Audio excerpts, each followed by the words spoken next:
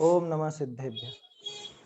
मंगलमय मंगलकरण वीतराग विज्ञान, नमो ताहि जाते भय अरहंतादि महान। करि मंगल करि हो महाग्रंथ करण को काज, जाते मिले समाज सब पावे निज पद राज। मोक्ष मार्ग प्रकाशक ग्रंथराज पर अपनी चर्चा चल रही है। कुछ दिनों से हम पांचवें अधिकार पर चर्चा कर रहे हैं। वैसे हमारा विषय जो था वो तो जो संशोधन या जो विशेष स्थल थे वहीं तक अपन ले रहे थे। बाकी पांचवें अधिकार पर थोड़ी विशेष चर्चाएं इसलिए भी बन रही हैं क्योंकि एक तो पांचवें अधिकार पर चर्चाएं बहुत कम होती हैं और अगर होती भी हैं तो वो दूसरे को देखते हुए ही होती है। उन बातों को किस तरह से हम खुद पर अप्लाई करें, इस चीज पर विचार बहुत कम किया जाता है, ना के बराबर किया जाता है। जैसे अन्य मत का प्रसंग चल रहा है तो हम यही सोच के रह जाते हैं ये तो अन्य मत के लिए बात है। अरे वो ही कमजोरी हम में तो नहीं घुस गई, ये देखने के लिए हमें ये सारे प्रकरण गहराई से देखने चाहिए। अभी श्वेतांबर मत के प्रकरण के अनुसार हमने मुनिराज के स्वरूप के बारे में भी काफी चर्चा की है और कल अपनी बात चली थी उपकरणों के संबंध में कि जो धर्म का साधन हो उसे आप उपकरण ठहराएं, वहां तक तो ठीक है, लेकिन जो धर्म का किसी तरह से साधन नहीं है बल्कि अपने शरीर के ही पोषण का साधन है, विषय कषाय के पोषण का साधन है, और आप उसको उपकरण के नाम पर उसको एक तरह से लीगलाइज करना चाहते हैं, उसको न्यायोचित ठहराना चाहते हैं, तो वो किसी भी तरह से बनने वाला नहीं। मुनिराज के स्वरूप के संबंध में काफी अच्छे से टोडरमल जी ने हमें समझाया है। इसके बाद मतलब कई बार तो ऐसा लगता है कि टोडरमल जी ने, बहुत से लोगों को ये लगता है टोडरमल जी ने मुनिराज का स्वरूप तो बताया ही नहीं, उसका तो वर्णन कर ही नहीं पाए, वो आगे करते शायद। कि अगर ध्यान से देखें तो पहले अधिकार में जो मंगलाचरण रूप सबकी परिभाषा दी, उसके अलावा इस पांचवें अधिकार में और छठे अधिकार में, है ना, जहां पे गुरु का वर्णन आया है कि गुरु में ये सब नहीं होता, तो इसका एक दूसरा पक्ष अपने को समझ में आता है कि कैसा होता होगा। ये चीजें गुरु के स्वरूप में संभव नहीं है तो क्या क्या चीजें, क्या क्या बातें संभव है, ये सारी हम इससे समझ सकते हैं। तो हमें ये पांचवा अधिकार ना सिर्फ अपने लिए, बल्कि अपने का मतलब अपने ज्ञान मात्र के लिए, बल्कि मुनिराज जो कि हमारे पूज्य हैं, जगत में उत्तम हैं, जो हमारे शरणभूत हैं, उनका स्वरूप समझने के लिए भी हमको अच्छे से देखना चाहिए।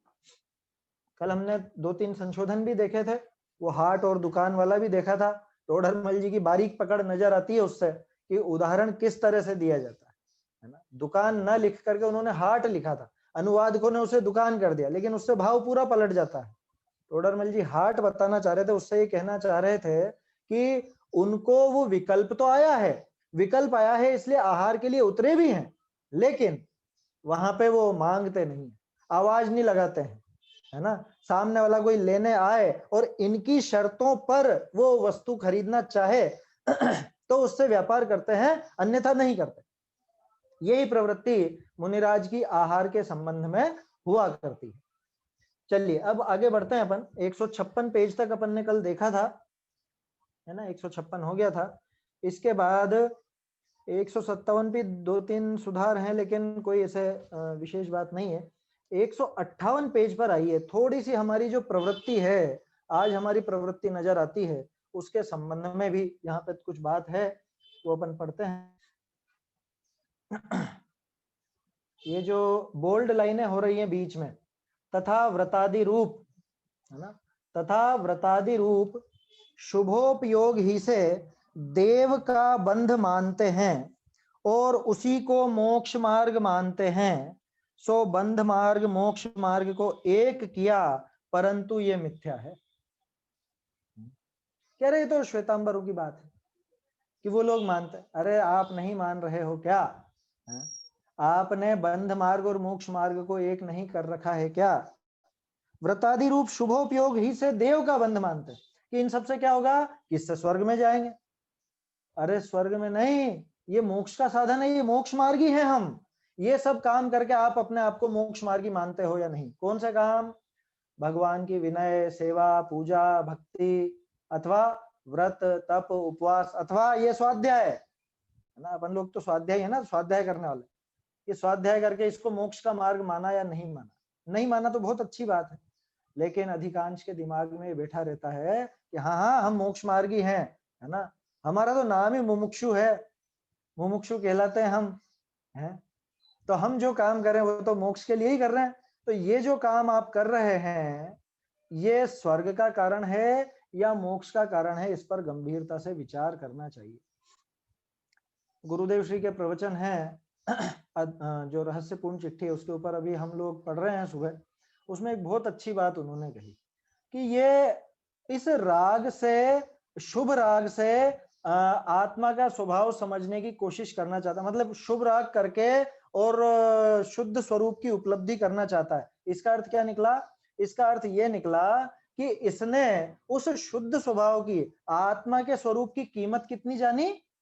उस राग की एक विकारी क्षणिक क्षणिक उस एक विकारी पर्याय जितनी कीमत जानी। ये नहीं हो रहा? बच्चा वो 10 रुपए का नोट लेकर के और सोने चांदी की दुकान पर चढ़ जाए और कहे मुझको तो एक सोने की अंगूठी दे दो आप,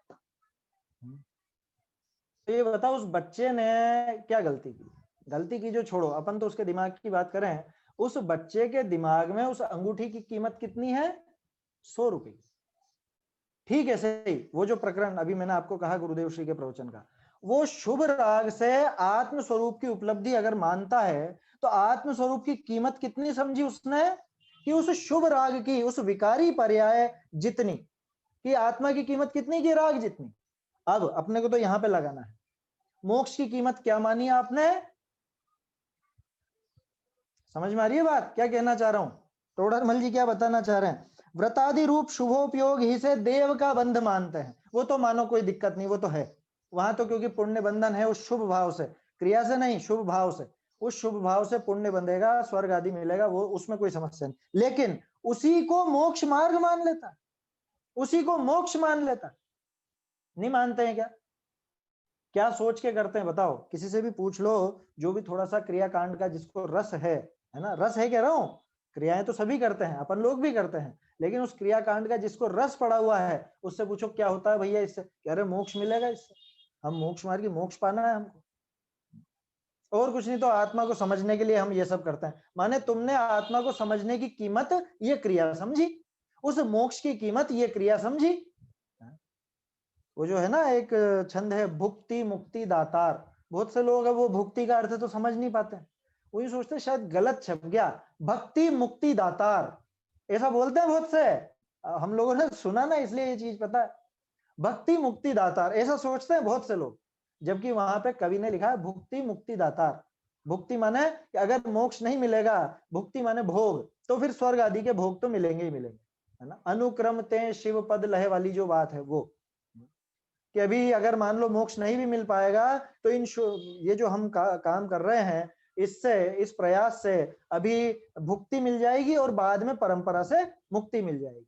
तो वहां वो कवि का आशय गलत नहीं है, लेकिन यहाँ पे तो क्या हुआ, मैं तो यही समझ के बैठा हूं कि ये भक्ति ही मोक्ष दिलाने वाली है। क्या देवशास गुरु के प्रति जो मेरा भक्ति भाव पड़ा है, जो मेरा शुभ राग है, जो मैं ये क्रियाएं कर रहा हूँ, व्रत उपवास आदि कर रहा हूँ, 10 लक्षण में जो होती है ना इतनी सब क्रियाएं, उनसे पूछा जाए कि आप ये क्यों कर रहे हो, पूछना कभी गहराई से। अपन करते हो तो स्वयं स्वयं विचार करना, क्यों लगा करके देखना क्या जवाब आता है आखिर में, क्यों कर रहे हो? कह रहे हमको मोक्ष चाहिए, ये सब क्रियाएं करेंगे तभी तो मोक्ष मार्ग में आगे बढ़ेंगे। तो उसने तो मोक्ष मार्ग की कीमत इन क्रियाओं से, इन शरीर की क्रियाओं से ही समझ रखी है। शुभ भाव का भी ठिकाना नहीं है उस जीव के तो अभी, है ना। और कोई अगर उन शुभ भावों से भी समझे तो भी गड़बड़ ही है, तो भी गलत ही है। आया समझ में?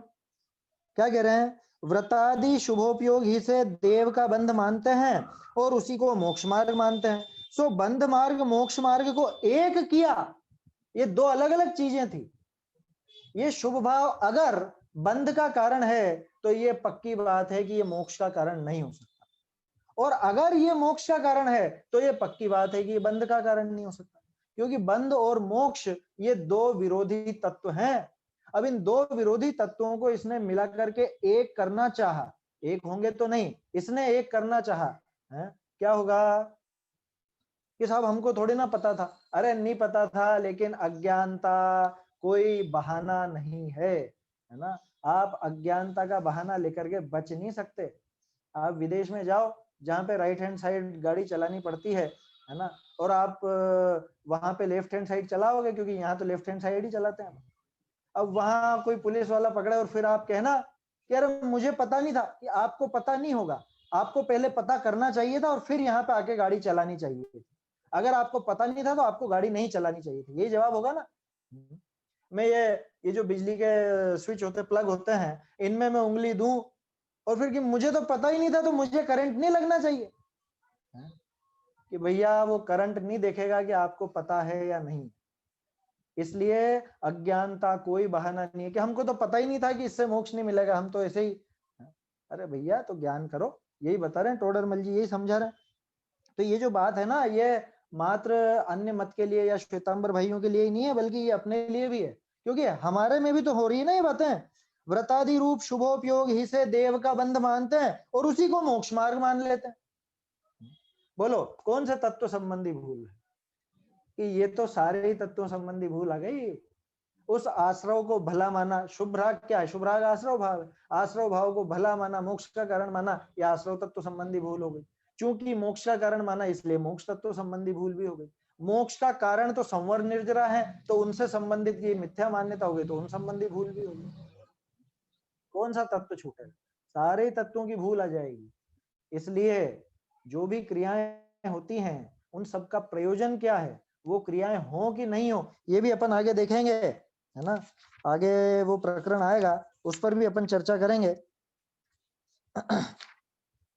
हाँ, वो जो आगे है, थोड़ा धन ठगाने से, है ना, अगर अपना काम हो जाता है तो वो भला है। ज्यादा धन नहीं ठगाना पड़े और थोड़े ही धन ठगाने से काम हो का अर्थ, थोड़ा ही धन जाता हो और उससे अपना काम सधे तो वो काम कर लेना, वो प्रकरण आएगा। तो अभी ये चर्चा अधूरी है, वो अपन आगे देखेंगे, है ना। अभी क्रमशः अपन देखते हैं आगे।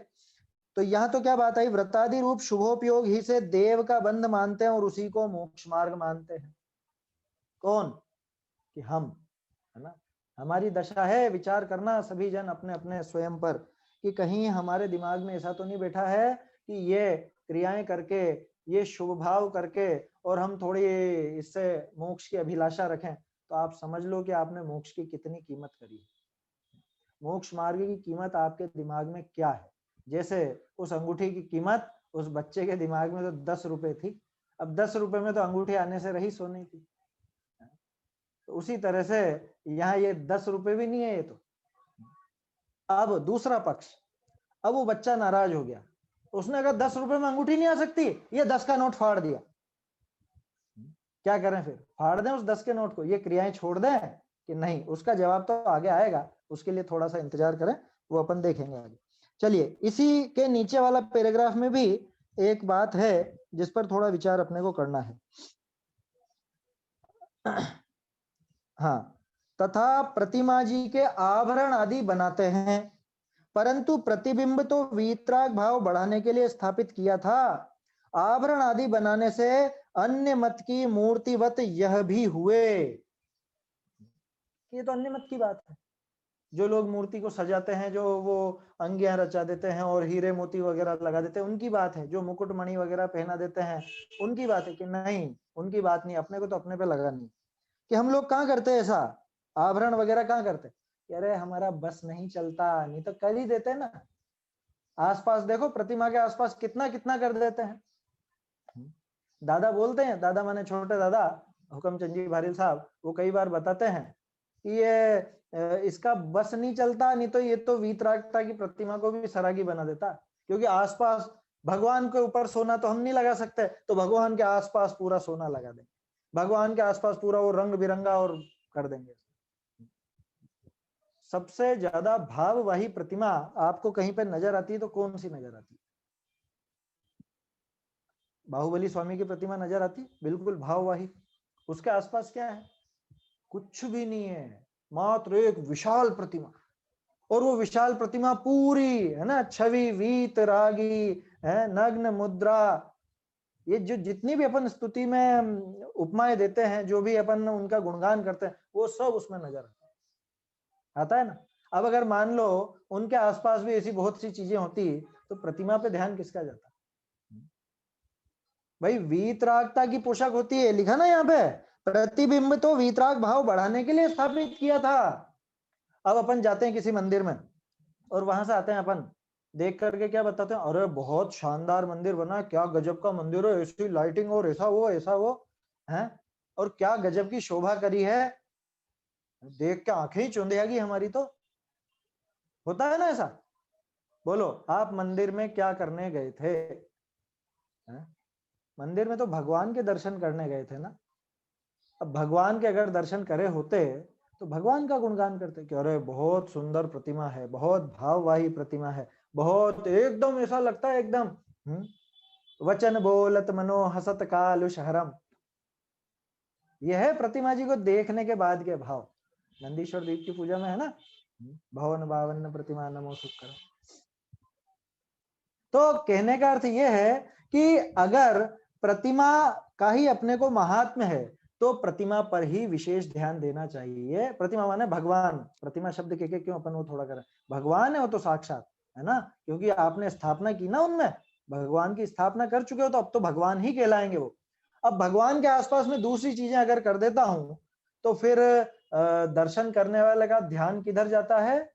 वो तो इधर देखेगा, इधर देखेगा, अच्छा ये चित्र भी लगाए हैं, ये भी लगा, आजकल बहुत ज्यादा होती है साज सज्जा। देखो मैं व्यक्तिगत रूप से इस बात के वास्तव में पक्ष में नहीं हूं कि जिस तरफ भगवान हो वहां कुछ और चीज भी नजर आवे। ज्यादा से ज्यादा स्तुति लिखी हो तो बढ़िया, क्योंकि जिसको नहीं आती वो स्तुति पढ़ के बोल लेगा, लेकिन अन्य चित्रकारी या अन्य कुछ राग रंग या बहुत सोने चांदी का काम भगवान के आसपास बिल्कुल भी नहीं होना चाहिए। मैं व्यक्तिगत रूप से ये मेरा पक्ष है। इस मामले में आपको एक उदाहरण शायद पहले भी दिया था, है ना, या शायद नहीं दिया हो तो फिर से दे देता हूँ। नागपुर में एम्प्रेस सिटी में एक नया मंदिर बना है 2-3 साल पहले, है ना, विपिन जी है ना नागपुर वाले, तो उन्होंने वो मंदिर अपनी पूरी देख रेख में बनवाया है। कभी आप देखिएगा उसके फोटो, भगवान के पीछे कुछ भी नहीं है, बिल्कुल एकदम सफेद झक, सफेद झक। पीछे जो भामंडल है वो भी दीवार में ऐसा उकेरा हुआ है पीओपी के द्वारा या कुछ भी, बिल्कुल सफेद, कुछ भी नहीं। एक तरफ वो स्तुति लिखी हुई है और बस भगवान के आगे अर्घ लिखे। अब आप जी भर के मात्र भगवान को ही देखिए जिनके दर्शन करने के लिए आप मंदिर में आए थे। मुझे बहुत बहुत अच्छा लगा वहां पे। बहुत कम देखने को मिलता है ऐसा कि भगवान के आसपास और चीजें नहीं हो। ऐसे ही कुछ समय पहले हम लोग गए थे जयपुर के पास में एक जगह नरैना, है ना, नरैना का आप लोगों ने नाम ही नहीं सुना होगा। वहां जैसी भाव वही प्रतिमाएं मैंने कहीं नहीं देखी, कहीं पे नहीं देखी। इतनी सुंदर प्रतिमा, मतलब मैं देखता रह गया, कई देर तक वहीं पे बैठा रहा मैं, बहुत देर तक। और वो प्रतिमाओं के भी आसपास कुछ भी नहीं, पुरानी जगह है, छोटा सा गांव है, 2 मंदिर हैं, एक मंदिर में ये प्रतिमाएं हैं जो मैं बता रहा हूँ आपको, सब पुरानी प्रतिमाएं हैं, 800-900 साल पुरानी, और बहुत सुंदर बनावट। सुंदर का मतलब दिखने में सुंदर लगे ऐसा नहीं, भाव वाही जो अपन कहते हैं ना, चेहरे से बिल्कुल वीत रागता झलक रही हो वैसा। हाथ देखो, पैर देखो, चेहरा देखो, उनकी मुद्रा देखो। दर्शन का नाम और क्या है, और किसको कहते हैं दर्शन? कि हम तो बस जाते हैं भगवान को और निलाते धुलाते हैं और वो सब करते हैं, और दर्शन तो एक तरफ रहेगी। किसी से पूछो क्या देखा, देखा भगवान को अच्छे से? लोगों को ये तक पता नहीं होता कि वेदी में कितनी प्रतिमाएं, किस किस की प्रतिमा है। किन लोगों को? जो वो वहां पे आधा आधा पौन पौन घंटे तक उन पर जल ढोलते रहते हैं, उनको। बहुत से लोगों की बात कर रहा हूँ, सबकी नहीं कर रहा हूँ, ये तक पता नहीं होता। भाई प्रतिमा का मूल प्रयोजन दर्शन है। मैंने शायद पहले भी आपको बताया हो, हम लोग जब थोड़ा रिसर्च का काम करते थे, अनिल जी जैन एक हैं प्रोफेसर हिंदी विभाग में राजस्थान यूनिवर्सिटी में, वो हमसे अक्सर कहा करते थे क्या कि प्रतिमाओं का निर्माण, यानी जो प्रतिमाओं की निर्माण कला है ना, ये तो निश्चित रूप से जैनों की देन है। यानी प्रतिमा कला जैनों ने विकसित की, लेकिन जैन मूल रूप से मूर्ति पूजक नहीं है। मुझे बड़ी अटपटी लगी शुरू में ये बात। जैन मूल रूप से मूर्ति पूजक नहीं है, माने मूर्ति का प्रयोजन कुछ और है। और हमने जो वो असल में इस बात पे कहना चाह रहे थे कि ये जितना क्रियाकांड आज मूर्तियों के संबंध में दिखता है, ये अभिषेक, ये जलधारा और शांति धारा और पता नहीं क्या क्या, ये सारी चीजें मूर्ति का प्रयोजन नहीं है। मूर्तियां बनाई शुरू से जैनों ने ही है, लेकिन उसका प्रयोजन कुछ और है। तो बहुत विचार किया, बहुत उसका अभ्यास किया और उनसे भी चर्चा की, तो ये चीज समझ में आई कि मूर्तियों का मुख्य प्रयोजन तो दर्शन है। दर्शन, दर्शन माने देखना, अच्छे से देखना, जी भर के। ये बताओ, कोई बच्चा जो क्रिकेटर बनना चाहता हो, उसके कमरे में किसके फोटो लगे मिलते? क्रिकेटर हो। जिसको थोड़ा फैशन का या जिसको थोड़ा फिल्मों का शौक हो, कुछ फिल्म लाइन में बनना चाहता हो, उसके कमरे में फिल्मी सितारों, है ना। जो राजनेता बनना चाहता है, उसके कमरे में राजनीतिज्ञों के फोटो मिले। क्यों? उनको देख करके इसको प्रेरणा मिलती है, उनको देख करके इसको वैसे ही भाव जागृत होते हैं, है ना। अरे आप सब लोग अपने मोबाइल में वो सेल्फी सेल्फी क्यों खींचते रहते हैं? कि हम बार बार देख देख के खुश होते रहें खुद, है ना। तो वो देखने से हमारे भावों पर वो प्रभाव पड़ता है। तो प्रतिमा का मूल प्रयोजन क्या है, और भगवान की प्रतिमा मूल रूप में किस भाव को बढ़ाने के लिए? ये देखिए टोडरमल जी क्या कह रहे हैं, प्रतिबिंब तो वीतराग भाव बढ़ाने के लिए स्थापित किया था। अब बताओ प्रतिमा का क्या करें कि वीतराग भाव बढ़े? कि प्रतिमा के दर्शन करो, प्रतिमा को अच्छे से देखो। अब मुझे देखने की फुर्सत नहीं है, बाकी सब काम करने की फुर्सत है। कभी शांति से भगवान के सामने खड़े होकर के उनको अच्छे से एक टक निहारें तो सही, नहीं देखते। हम तो इधर जाएंगे उधर जाएंगे, ये करेंगे वो करेंगे, हैं, पानी ढोलेंगे या द्रव्य इधर के इधर कर देंगे। अरे इतना टाइम हो रहा है, 4 पूजाएं और करनी है, 5 पूजाएं और करनी है, भगवान को देखेंगे नहीं ढंग से। प्रतिमा का प्रयोजन क्या? वीतराग भाव बढ़ाने के लिए स्थापित की थी। अब मैं ये पूछता हूँ, वो वीतराग भाव कैसे बढ़ेगा? वो उनके ऊपर पानी ढोल के, वो उनको स्पर्श करके, वो उनको उनके सामने द्रव्य इधर से इधर चढ़ा करके पूजा करके कैसे बढ़ेगा वीतराग भाव? वीतराग भाव तो उनको देखने से बढ़ेगा। क्यों बढ़ेगा? क्योंकि वो वीतराग भाव वाही प्रतिमा है, उनकी छवि वीतरागी है। छवि वीतरागी, नग्न मुद्रा, दृष्टि नासा पे धरें। वो एक बहुत सुंदर भजन है, वो अभय जी भाई साहब का है? क्या है? निरखो अंग अंग जिन वर के, जिनसे झल के शांति अपार। और दौलत राम जी का है, निरखत जिन चंद्र वदन स्वपद सुरुचि आई। क्यों आ गई? क्यों आ गई स्वपद सुरुचि? उनको देखने मात्र से, फिल्मी सितारों को देखने मात्र से क्या होता है? राग भाव बढ़ता है। क्रिकेटरों को देखने से क्या होता है? खेलने का भाव बढ़ता है। राजनीतिज्ञों को देखने से वो राजनीति का भाव उछाले मारता है। ठीक ऐसे ही वीतराग भाव वाही प्रतिमा के दर्शन से वो वीतराग भाव बढ़ता है, जो ये टोडरमल जी दिखाना चाह रहे हैं। प्रतिबिंब किसके लिए था? वीतराग भाव बढ़ाने के लिए स्थापित किया था, वीतराग भाव बढ़ाने के लिए। और आभरण आदि बनाने से तो अन्य मत की मूर्तिवत ये भी हो गए। क्या आभरण हमने कहा बनाया? वो तो श्वेतांबरों ने बनाया। अरे भाई तुमने आभरण नहीं बनाए, तुमने आसपास कर दिए कि हमारे यहाँ तो सोने का मुकुट लगेगा, मुकुट क्या सॉरी, सोने का छत्र लगेगा, सोने का सिंहासन लगेगा, ये लगाओ वो लगाओ, और फिर ताले में बंद कर दो। प्रतिमा ऐसी होनी चाहिए कि जिनको 24 घंटे कोई भी आकर के देख सके, और आपको उनके लिए कोई विशेष ऐसा वो यत्न नहीं करना पड़े। जैसे मैंने अभी 2 जगह बताई ना आपको, नरेना बताई और ये नागपुर की इम्प्रेस सिटी, अथवा गोमटेश्वर बाहुबली भगवान। बोलो किसी को है टेंशन कि अरे कोई वहां से कुछ कर नहीं जाए, ऐसा नहीं ले नहीं जाए चुरा के? जो ऐसी चीजें लगाएगा उसको यही टेंशन होगी, वो दर्शन कहाँ करेगा? वो दर्शन करने में भाव नहीं जाता, वो तो आसपास की चीजें देख करके और उसमें संतुष्ट हो जाता है। बहुत से लोग तो वो चीजें चढ़ा के और खुद को बहुत, हाँ हाँ हाँ हम बड़े धर्मात्मा, हम बड़े धर्मात्मा। क्यों? कि हमने ये चीजें भगवान के चढ़ाई। कि तूने भगवान से लिया क्या? क्या लिया? युगल जी बाबूजी के प्रवचन में बहुत सुंदर पंक्तियां आती थी। वो अक्सर कहा करते थे कि अपन भगवान से दर्शन करते हैं, उनसे बातचीत तो करते ही नहीं, जाते हैं और उनको सुना के आ जाते हैं। तो एक भक्त ने भगवान से कहा, मैं तो थाके आवा जावा, थाके ही गुण गावा, और थे तो मां से बोलो कोनी, फेर काहे को आवा। क्या? कि हम तो आपके ही आते जाते हैं और आपके ही गुणगान गाते हैं, लेकिन आप तो हमसे कुछ बोलते ही नहीं हो, फिर हम क्यों हमें? अब भगवान का जवाब सुनो कि थे तो मां के आओ जाओ, मां के ही गुण गाओ, मैं तो था से बोला कोनी, थाने दिखे सो ले जाओ। क्या कि तुम हमारे आते जाते हो, हमारे गुण गाते हो, हम तुमसे कुछ भी नहीं बोलते, तुम्हें जो दिखे वो ले जाओ, जो नजर आए वो ले जाओ। अब बोलो आपको क्या नजर आता है? भगवान के दर्शन करते समय क्या नजर आता है? आसपास का सोना चांदी नजर आता है या भगवान की वीतरागता नजर आती है? भगवान के आसपास जो सब चाक चिक्की किया गया, आजकल तो 5 स्टार मंदिर बन रहे हैं सब, है? क्या कहूं, अब कहने पड़ते हैं ऐसे शब्द, क्योंकि लोगों का ध्यान उन चीजों पर बहुत ज्यादा है, भगवान की वीतरागता को देखने पे नहीं है। और यहाँ ऐसी शोभा होनी चाहिए, यहाँ ऐसे चित्र लगवाओ, ऐसा करवाओ, वैसा करवाओ।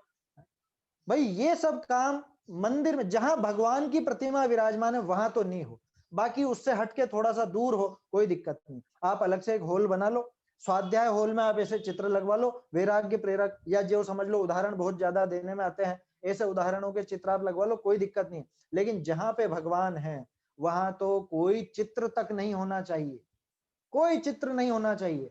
ज्यादा से ज्यादा दीवार पर कुछ हो तो उनकी स्तुति लिखी हुई हो या उनकी पूजन आदि लिखी हुई हो, किसी को अगर नहीं मालूम हो तो वो बेचारा देख करके बोल ले, कह रहा आप बेचारा कैसे बोल रहे हो? अरे क्या बोले हैं उसको फिर? जिसको भगवान की स्तुति तक नहीं मालूम है, भगवान के दर्शन करना है तो क्या कहेंगे? जिसके माता पिता ने स्तुति भी नहीं सिखाई तो बेचारा ही तो है, उसके पास कोई चारा ही नहीं है, कोई क्या करे वो? बच्चों को बचपन से वो संस्कार देने चाहिए और ये चीज सिखानी चाहिए कि भैया प्रतिमा के दर्शन अच्छे से करो, आंखें बंद करके नमोकार बोल के मत आ जाओ। हम देखते हैं बहुत से बच्चों को, जाएंगे वहां पे आंखें बंद करेंगे, नमन तणम नम सिद्धम करेंगे, ढोक भी नहीं देंगे क्योंकि उनके माँ बाप भी नहीं देते, तो ये क्या देंगे? ढोक भी नहीं देंगे और बस यूं सिर झुका के चले। अरे तुम आए क्यों हो? उपकार करने आए हो क्या? भगवान के दर्शन कर रहे हो, 3 लोक के नाथ के सामने कितनी तमीज चाहिए, कितनी अदब चाहिए, ये तो अपने को सीखना पड़ेगा। क्यों? क्योंकि जो आज तक हमको प्राप्त नहीं हुआ, हम वो प्राप्त करने आए हैं। आपको जिससे जो चाहिए उससे वो चीज मांगने जाओ, कैसे जाते हो? कैसे जाते हो? ऐसे ही चले जाते हैं सिर उठा करके और ऐसे ही बस इधर उधर देखा और चल दिए। आपको अगर वीतराग भाव चाहिए तो वहां पे उन वीतरागी की परम भक्ति, वो अंतरंग में उत्कृष्ट महिमा होनी ही चाहिए, उसके बिना तो वो सारा दर्शन फीका है। तो क्या है, टोडरमल जी क्या कहना चाह रहे हैं कि प्रतिबिंब तो वीतराग भाव बढ़ाने के लिए स्थापित किया था। इसमें बहुत सी चीजें अपने को सीखने की हैं इन 2 पंक्तियों में। एक तो ये कि प्रतिबिंब यानी भगवान की प्रतिमा जहां पर उपस्थित मौजूद हो, जहां पे अपन ने विराजमान की हो, वहां पर उनके अलावा और किसी चीज पर ध्यान जावे ऐसा काम ना हो, है ना? वहां पे भगवान ही नजर आए और भगवान की ही भक्ति उमड़े, ऐसा कार्य वहां पर होना चाहिए। एक बात। दूसरी बात कि अगर हमारे दिमाग में ये सब चीजें चलती हैं, दूसरी दूसरी चीजों की महिमा आती है, तो वो जैसे दूसरे करते हैं वैसे ये प्रतिमा भी हो गई, उसमें क्या? तो साज सज्जा वगैरह और वो सब चीजें, आजकल तो बहुत सारी लाइटिंग वगैरह सब वेदी में ही और सब कर दी जाती है, और उससे फिर बहुत से कीड़े वगैरह वहां पे पैदा होते हैं, भगवान के ऊपर ही गिरते हैं, वहीं पर मरते हैं, बहुत ज्यादा अभिनय होता है। तो थोड़ा सा वो दूसरी शोभा की जगह वीतरागता की शोभा पर विचार करना चाहिए, है ना? ये पंक्तियां इसलिए अपन ने ली थी। प्रकरण तो श्वेतांबर मत का है, लेकिन हमें भी तो है ना ये गड़बड़ियां, हम भी तो करते हैं इस तरह की चीजें। देखो एक विकल्प और आ गया, बोल देता हूँ। आजकल क्या हो रहा है, एक परिपाटी देखने में आ रही है, ये जो सिंहासन होते हैं, छत्र चमर वगैरह जो अष्ट प्रतिहार होते हैं, ये भगवान के बनाए जाते हैं, अच्छी कलाकारी वगैरह सब की जाती है, अच्छी बात है, कोई दिक्कत नहीं है। लेकिन एक नया चलन बढ़ा है, इन पे वो नकली नग वगैरह चिपकाने का, और वो प्लास्टिक के आते हैं ना ये सब, ये हीरे मोती टाइप बने हुए लाल हरे नीले आर्टिफिशियल, वो सब उन पर चिपका दिए जाते हैं। मेरा आपसे ये कहना है, वो प्लास्टिक है, वो निम्न पदार्थ है, निम्न पदार्थ है, वो कोई ऐसा पदार्थ नहीं है। और भगवान की प्रतिमा, आप वो वहां पे उनके पास में वो ऐसी हल्की चीज रखोगे? तो उनका जो भी हो धातु का होना चाहिए। ये मेरा थोड़ा सा एक विकल्प था, क्योंकि बहुत से मंदिरों में देखने में आता है आजकल, वहां पे अपन ध्यान नहीं रखते, अपने को तो दिखता है बहुत रंग बिरंगा, लाल नीला हरा पीला, और उस पे नग लग रहे हैं, झालरें लटक रही हैं, छोटे छोटे मोतियों की, छोटे छोटे उनकी क्या बोलते हैं, जो कांच के टुकड़े आते हैं, जिनको इमिटेशन में डायमंड वगैरह ऐसे ही झूठे ही कह दिया जाता है। तो वो चीजें ना हो, है ना, जो भी हो असली धातु हो, असली चीजें हो, तब तो वो बात जमती है। नहीं तो ये प्लास्टिक का प्रयोग नहीं करें। भगवान को अभी निर्वाण उत्सव के समय गोले चढ़ाते हैं, लोग बाग गोले में ही वो पिरोने लग गए, है ना। सलमा सितारा बोलते हैं ना, क्या बोलते हैं, वो पिरोने लग गए। ये प्लास्टिक चढ़ाओगे आप भगवान को, ये पन्नियां चढ़ाओगे? थोड़ा सा विचार रखें, हमारा दिमाग कहाँ जा रहा है, हम क्या करना चाह रहे हैं। आपको गोले में संतुष्टि नहीं है, वो पूरा का पूरा शुभ्र सफेद गोला, वो मुक्ति का प्रतीक है, निर्विकारता का प्रतीक, वो आपको चढ़ाना है कि आपको रंग बिरंगा करके चढ़ाना? थोड़ा सा अपना मति व्यवस्थित करने की आवश्यकता है। चलिए आगे बढ़ते हैं अपन। अब पेज नंबर 159 पर गंभीर प्रकरण है ना, ढूंढक मत विचार की बात है। और इसमें वही प्रकरण है जो कल परसों भी अपन देख रहे थे मुनिराज के संबंध में, क्योंकि बहाने बनाए जाते हैं, है ना। यहाँ पे भी वो बहाने बना रहा है। मैं यहाँ ढूंढारी से पढ़ूंगा, आप लोग प्रकाशित प्रति में देखें। नीचे ही नीचे जो पैराग्राफ है, कोई कहे अन्य भेषधारियों से तो बहुत अच्छे हैं, है ना। अब तर्क सुनने में बहुत अच्छा लगता है, कोई इनसे बढ़ के दिख रहे हैं क्या आपको? ध्यान रखिए, अपन किसकी चर्चा कर रहे हैं? सच्चे मुनिराज कैसे होते हैं वो अपन बात कर रहे हैं। अब उसमें कोई शिथिलाचारी हो, कोई शिथिलाचार का पोषण करता हो, जिसकी प्रवृत्ति मुनि दशा लायक नहीं और खुद को मुनि कहलाता हो, वो और उनके तथाकथित जो भक्त हैं, जो वो तर्क देते हैं, ये तर्क उन्हीं के हैं। टोडरमल जी 250-300 साल पहले उनको ये भनक थी कि ये सब चीजें तो होने ही वाली है, उस जमाने में भी होती थी। तो क्या तर्क है, उनकी चर्चा है। क्या है यहाँ पे पंक्ति? हाँ, यहाँ को कहे, है ना, इसके पहले कोई कहे वाली जो बात है। हाँ, को कहे अन्य भेषधारिणी तो घने अच्छे हैं, क्या अन्य भेषधारियों से तो बहुत अच्छे हैं, घने अच्छे हैं। ताते हम माने हैं, सो अन्य मतनी विषय तो नाना प्रकार भेष संभवे, जाते तहां राग भाव का निषेध नहीं। इस जैन मत विषय तो जैसा कया है, तैसा ही भय साधु संज्ञा होई। ये कितनी बड़ी बात है, टोडरमल जी ने जरा से वाक्य में ये जवाब दे दिया। क्या कह रहा था सामने वाला कि अन्य भेषधारी नहीं तो घने अच्छे हैं, ताते हम माने हैं। अपन पूछे भैया तुम्हें पता है ये इतनी विपरीतता दिख रही है, इस विपरीतता के बावजूद तुम इनको मुनि के रूप में मानते हो, साधु के रूप में मानते हो?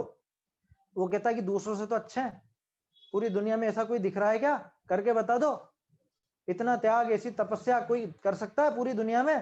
तो दूसरों से तो अच्छे हैं, इसलिए हम मानते हैं कि हमको इनसे ऊंचा कोई नजर ही नहीं आ रहा, इसलिए हम इनको मानते हैं। ये उसका तर्क है। टोडरमल जी क्या कहते हैं? सो अन्य मतनी विषय तो नाना प्रकार भेष संभव है। अन्य मतों में तो तरह तरह के भेष संभव है। क्यों? क्योंकि तहां राग भाव का निषेध नहीं, वहां पे राग भाव का कोई निषेध नहीं है। वहां तो जितना चाहे राग हो, जितना चाहे वो राग आदि की प्रवृत्ति बढ़े, वहां कोई निषेध ही नहीं है, वहां पे कोई लिमिट ही नहीं है। लेकिन जैन मत में ऐसा नहीं, यहाँ तो उस राग की एक लिमिट तक ही स्वीकृति होगी, और वो लिमिट मात्र संज्वलन कषाय के उदय जितनी है। वो लिमिट कितनी, व्यावहारिक रूप से देखें तो कितनी, कि शास्त्र अभ्यास की, शास्त्र लिखने की, कोई अगर मान लो ऐसा विचार आ जाए तो उपदेश आदि देने की, आहार आदि करने की, इतनी मात्र लिमिट है।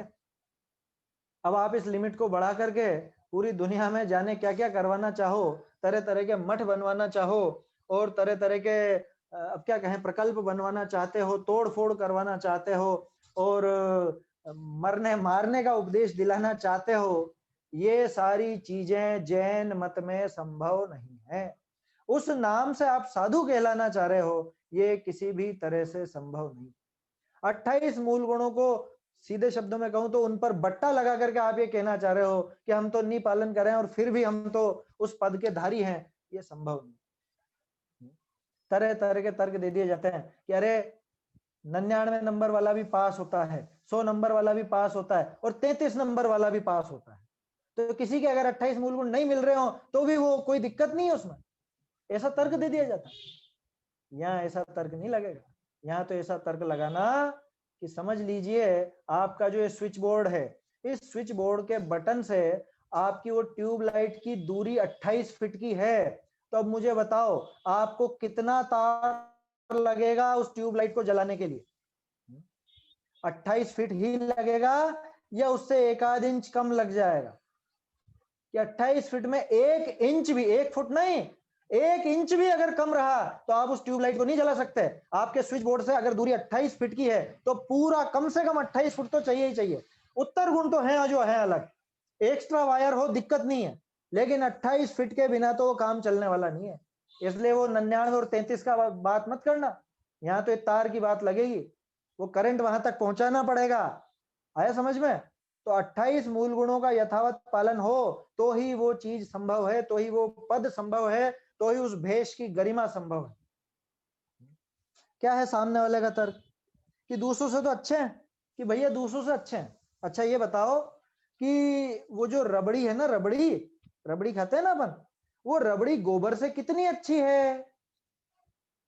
उदाहरण समझ में आ गया ना भाई? तुलना गुणाकार में कैसे करोगे? उससे इतने अच्छे हैं कि उससे अच्छे कैसे अच्छे? आप कहां पे लगा रहे हो? कौन सा तर्क लगा रहे हो? जहां कोई सीमा ही नहीं है राग की, वहां राग का कोई निषेध नहीं है, वहां कुछ भी किया जा सकता है। देखो अन्य मत पे उदाहरण मत लगाना, अपन उदाहरण सिर्फ समझने के लिए ले रहे हैं, नहीं तो आप सोचोगे अन्य को गोबर कह रहे हैं, खुद को रबड़ी कह रहे हैं। ऐसा नहीं है, ऐसा बिल्कुल भी नहीं है। किसी के प्रति कोई ऐसा विद्वेष का भाव नहीं है ना। ये सीधी सी बात है कि भाई दो विपरीत चीजों में आप तुलना नहीं कर सकते। मोक्ष के सुख को स्वर्ग के सुख से अनंत गुणा बता सकते हो क्या? है मोक्ष का सुख स्वर्ग से के सुख से अनंत गुणा अच्छा है, अनंत गुणा ज्यादा, ऐसा कि नहीं? लगेगा ही नहीं। क्यों नहीं लगेगा? है कि वो बिल्कुल अतीन्द्रिय सुख है, और ये स्वर्ग का सुख तो इंद्रियजन्य सुख है। आप इसमें गुणाकार नहीं कर सकते, और अगर आप इसमें गुणाकार करते हो, टोडरमल जी ने बताया ना मोक्ष तत्व संबंधी भूल में, है ये मोक्ष तत्व संबंधी भूल है। अगर आप सोचते हो कि यहाँ हम जो मिठाइयां खाते हैं ना, इससे अनंत गुणा ज्यादा सुख होगा मोक्ष में, और क्या होगा? कि अरे भैया ऐसा बिल्कुल भी नहीं है। ये सुख जिसको आप सुख कहते हो, ये तो पूरी तरह से दुख है। सपरम बाधा संयम वो सारी बातें हैं इसमें, और मोक्ष के सुख में ये चीजें नहीं। तो क्या कहा कि नाना प्रकार भेष संभव है अन्य मत विषय, तो अन्य मत विषय तो नाना प्रकार भेष संभव है। क्यों? जाते हैं का अर्थ क्यों, क्योंकि जो अपन क्योंकि लिखते हैं ना, तो ढूंढारी में जाते हैं शब्द का अर्थ क्योंकि से। जाते हैं तहां राग भाव का निषेध नहीं, क्योंकि वहां पे राग भाव का निषेध नहीं है। इस जैन मत विषय तो जैसा कया है तैसा ही भय साधु संज्ञा हुई। जैसा बताया गया है अन्योनम अतिरिक्तम, क्या इसमें कोई कमी नहीं चलेगी, कोई अतिरिक्त चीजें नहीं आएंगी, है ना? वो छंद अलग जगह है, लेकिन मैं उसमें से 2 शब्द ले रहा हूं इसके लिए कि उसमें से जरा सी भी कमी, है ना? 100 में से 100 चाहिए, 99 में भी पास नहीं होने वाला। यहाँ आप 99 और 33 की बात करते हो, हम कहते हैं 100 में से 100 चाहिए यहाँ, कम से कम 28 मूल गुणों के मामले में। अन्य मत विषय तो नाना प्रकार भेष संभव है, जाते तहां राग भाव का निषेध नहीं। इस जैन मत विषय तो जैसा कया है तैसा ही भय साधु संज्ञा होई। इस जैन मत में तो जैसा बताया गया, जैसा आगम में उपदेश आया है, कुंद कुंद आदि महान आचार्यों ने जो हमारी परंपरा के क्या कहें, जो हमारी परंपरा को जिन्होंने जीवंत रखा है, जिन्होंने आगे बढ़ाया है, और जिन्होंने सच्चा स्वरूप 2000 साल पहले लिख दिया, उससे रंच मात्र भी कमी स्वीकार नहीं की जा सकती। रंच मात्र भी कमी स्वीकार नहीं की जा सकती। ठीक है? यहां तो जैसा कया है तैसा ही भय साधु संज्ञा हुई। यहां तो वैसा होने पर ही साधु नाम मिलेगा। आप सोचो कि हम कुछ भी करें और साधु नाम मिल जाए, यह असंभव है। जैन मत का साधु तो नियम से 28 मूल गुणधारी होता है। बाहरी बात कर रहे हैं अभी अपन, बाहरी बात जिससे पहचान हो सकती है। असली मुनिपना तो 3 कषाय चौकड़ी के अभाव में जो शुद्धता प्रकट होती है अंदर, उसका नाम है। उसकी तो बात ही नहीं की अभी अपन ने, वो 6ठे 7वें गुण स्थान। क्यों? कि भाई पहचान तो 28 मूल गुण से ही की जाती है। पहचान भावलिंग से नहीं होती, द्रव्यलिंग से होती है। और द्रव्यलिंग अगर पूरा है तो भी हमारे तो पूज्य है वो, लेकिन द्रव्यलिंग पूरा होना चाहिए, 28 मूल गुणों का यथावत पालन होना चाहिए तभी। इस जैन मत विषय तो जैसा कया है तैसा ही भय साधु संज्ञा हुई। यहाँ को कहे, अब ये जो पैराग्राफ है ना, ये दो तरफा है। ये पैराग्राफ मुनि दशा के लिए भी है और अपन लोगों के लिए भी है, अपन लोगों के लिए भी, क्योंकि अब ये प्रतिज्ञा का प्रकरण यहां से जुड़ेगा, है ना। आप सबसे मैं कहना चाहता हूं, इस पैराग्राफ के आगे चाहें तो आप निशान लगा ले में प्रतिज्ञा, है ना।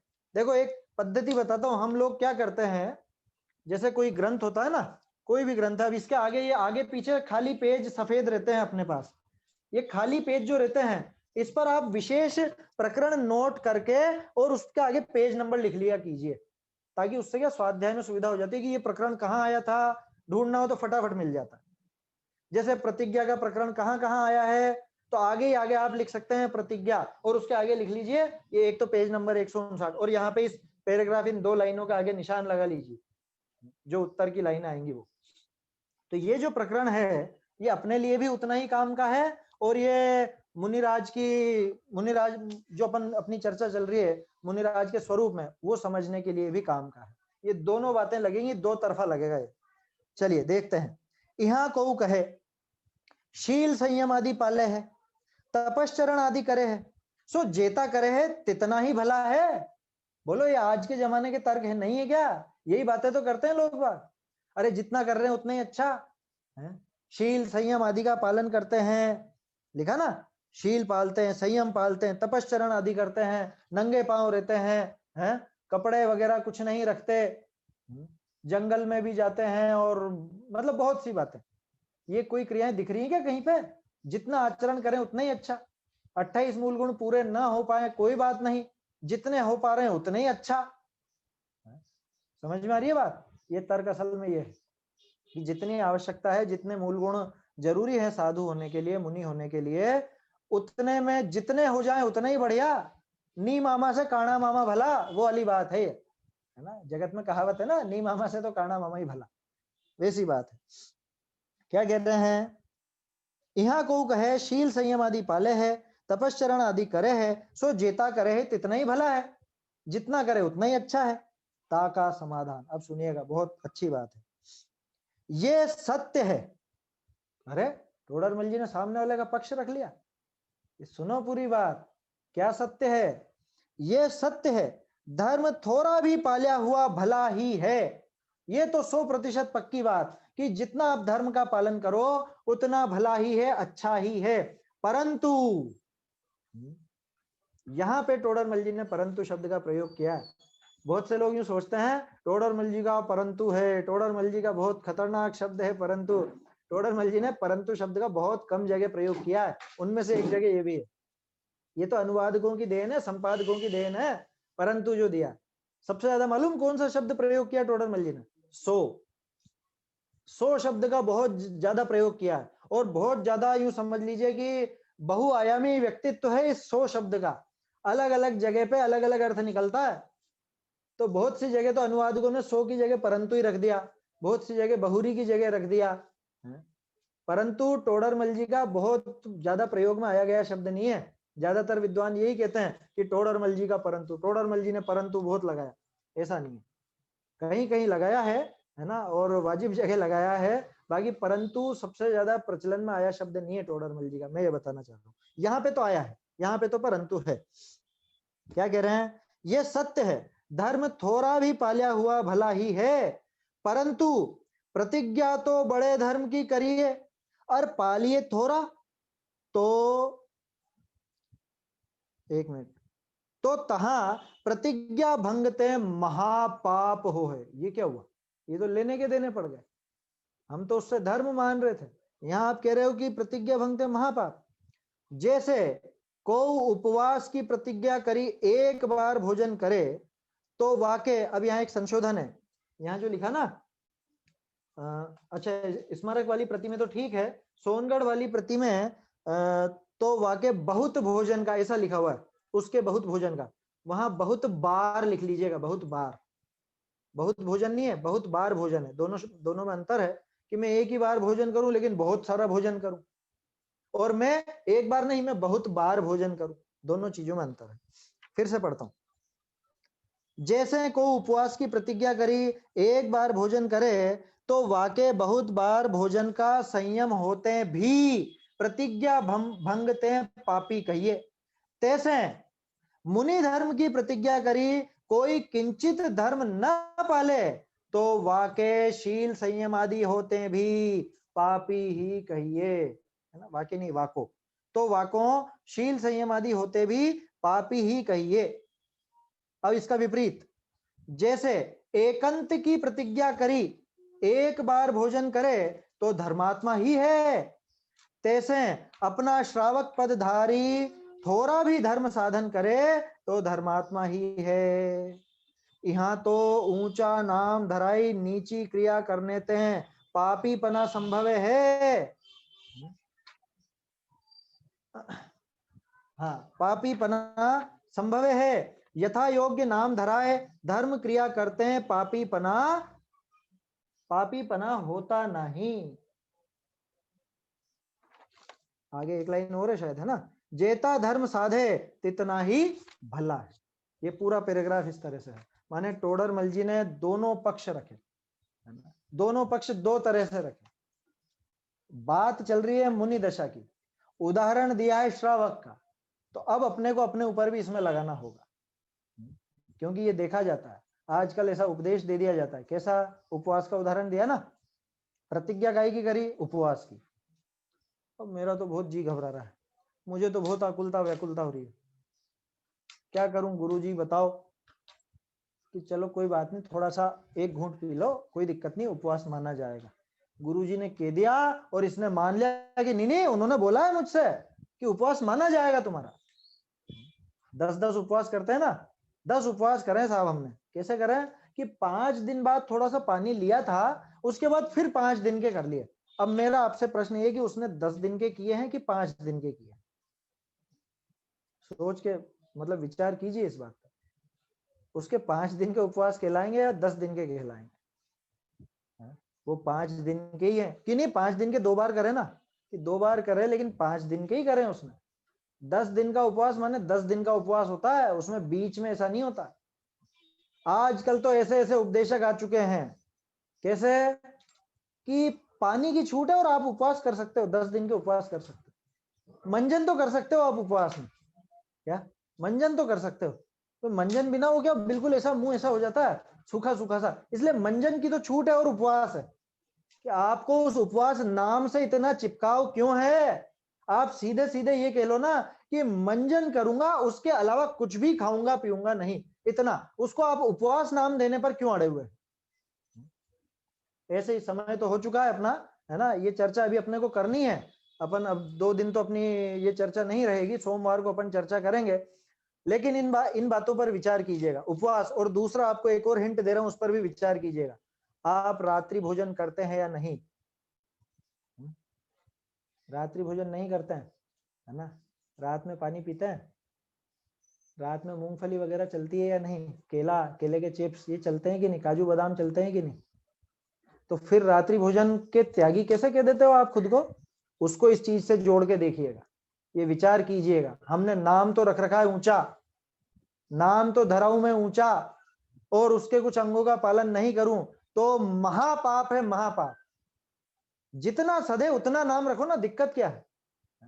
ये भी चर्चा विस्तार से करेंगे अपन, अभी तो समय हो चुका है, ये सिर्फ अपन ने पैराग्राफ पढ़ा है, इसको अच्छे से ढंग से चर्चा करेंगे, क्योंकि इसके बाद का पैराग्राफ भी इससे जुड़ा हुआ ही है। अगला प्रश्न आएगा, पंचम काल में तो ऐसे ही मिलते हैं, ये भी तर्क है आज के जमाने का, है ना। ये पेज बहुत काम का है, पेज नंबर 159 160, प्रतिज्ञा का प्रकरण समझने के लिए, मुनिराज का स्वरूप समझने के लिए, हमारी भूमिका समझने के लिए, ये सारी चीजें इसके अंदर आएंगी। तो 5वां अधिकार बहुत काम का है। मुझे रोज ये बात इसीलिए कहने पड़ रही है क्योंकि लोगों को पता नहीं क्या होता है, मोक्ष प्रकाशक पढ़ते हैं 5वां अधिकार छोड़ देते हैं, जरूरी नहीं है करके। चलिए, समय हो गया है, इस पर विशेष चर्चा अपन सोमवार को करेंगे, है ना। अभी 2 दिन ये चर्चा नहीं रही। निज निधि निज में बताई यह अनंत उपकार है, इसके लिए जिन वाणी माँ को वंदना शत बार है, वंदना शत बार है।